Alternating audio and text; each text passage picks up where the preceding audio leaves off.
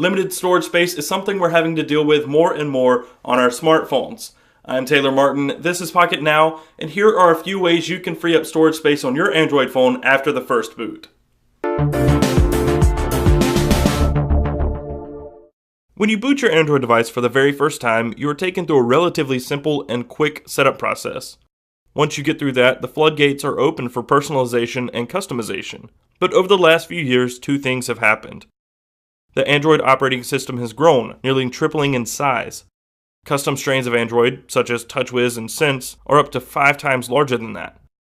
In fact, TouchWiz atop 4.2.2 on the Galaxy S4 was found to be 1.5 gigabytes in size, versus the 328 megabyte stock 4.2.2 image on the Nexus 4. The problem is, built-in storage has only slightly increased. 2 years ago, 2 gigabytes and 4 gigabytes was all some phones had inside. Now 16 gigabytes is standard, but many manufacturers have decided to move away from expandable storage, meaning those 16 gigabytes are more important than ever. Yet manufacturers continue to add more and more bloat to their system images, making storage space a bit cramped for anyone who loves to store content: apps, games, movies, music, podcasts, and pictures. Fortunately, there are some things you can do to free up space after your first boot.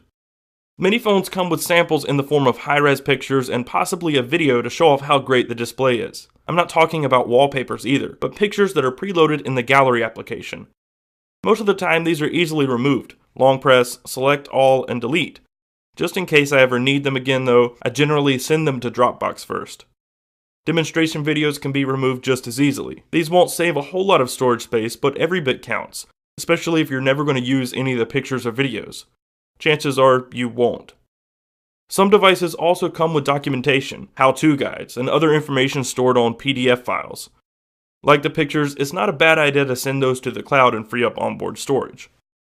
A lot of the Android devices these days come with a horde of preloaded applications, or bloatware. These come from both the carrier and the manufacturer. Some of these preloaded applications overlap built-in apps or services, making things a bit redundant. Depending on carrier and manufacturer preferences, however, some pre-installed applications can be removed. Simply navigate to Application Manager in the Settings app, locate the application you want to remove, and hit the uninstall button. You may notice that when you hit the uninstall button on some applications, they still appear to be on the device. What this means is the application itself wasn't uninstalled, but the last update was. Unfortunately, not all these applications can be removed without gaining root access. In my last video, I explained that with root, you can use an application called Titanium Backup to remove pre-installed applications that couldn't otherwise be removed. But, since not everyone is quite so gung-ho about rooting their device, the best thing you can do in this situation is disable the application. Once again, navigate to Application Manager, locate the application, and hit the Disable button. While it doesn't free up storage, it prevents the application from running and, likewise, prevents it from accruing any more data in the background, a precautionary measure if you will. Some phones come with desktop software install files on the internal storage. When you plug the device into a PC, the file will run and install sync software on your computer. You can simply move this file over to your computer if you don't want to delete it, or install it first, then delete. Chances are the software is available for download online, and it's probably a newer version anyway. By leaving it on your device, it's just another one of the hundreds of random, unused files taking up space. Another option to try and save space is to uncheck the Google Restore option after logging into your primary Google account. By default, assuming the manufacturer or carrier didn't disable the restore process, Google will load all the applications you had installed on your last Android device automatically. Over time, it's very likely that you acquired a handful of applications that you only used once, if ever. By disabling this, sure, you will have to download every application manually, but you can pick and choose what you have on the device. If you already let the restore process run, however, you can simply go through your applications and remove any restored apps that you don't think you'll need.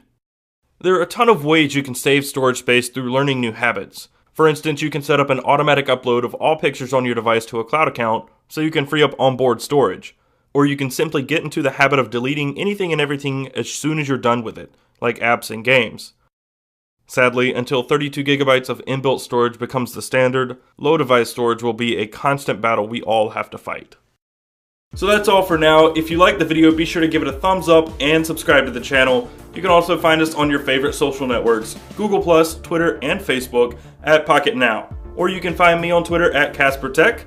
I'm Taylor Martin, and I will see you next time.